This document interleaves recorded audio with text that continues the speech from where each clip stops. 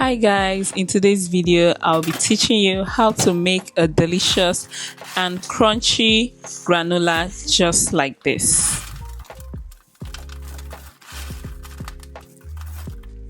Let's get right into it.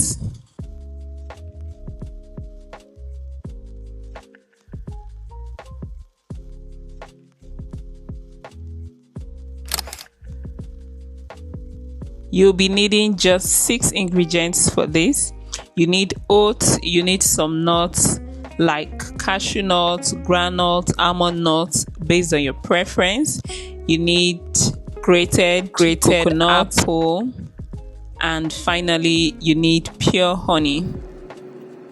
The first thing you want to do is to wash your apples and peel the back, then proceed to use your grater to wash your coconuts and use your grater as well to dice it in small chunks like this, and then get a Ziploc bag, pour in the nuts,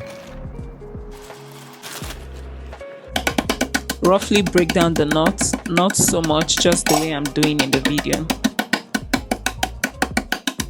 Get a bowl, pour in your oats, grated coconut and apple, and then pour in the roughly grinded nuts. Go in with your pure honey. Guys, you need to be generous with your honey, okay?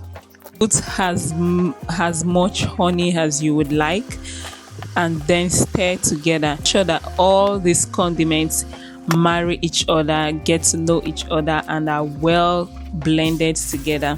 Now get your oven pan. You can place some foil pepper if you want.